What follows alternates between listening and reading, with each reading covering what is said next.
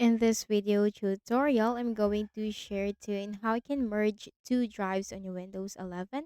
So let's get started. Click on the Start button and go to File Explorer. Click on this PC. So here I have two drives. I have the C drive and the G drive. Depending on the drive name, because it may be C, D, or any of the drive letter.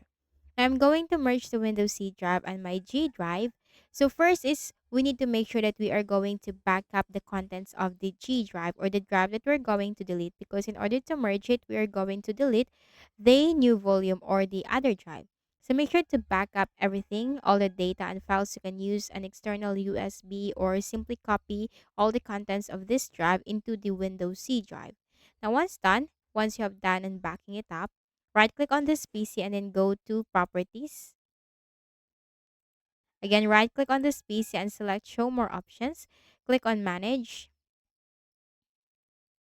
Then Computer Management window will appear. Double click on Disk Management.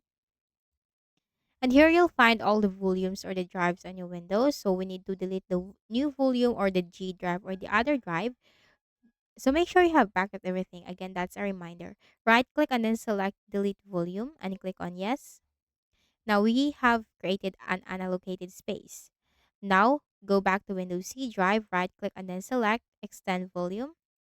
Click on Next, and click on Finish. And now the content or the unallocated space from the G drive has been merged into the Windows C drive. Now the capacity of the Windows C drive has been increased. So that's it. That's how you can easily merge two drives on your Windows 11. And I hope this video helped you. Kindly please do not forget to hit the like button and subscribe to this YouTube channel. Thank you for watching the video.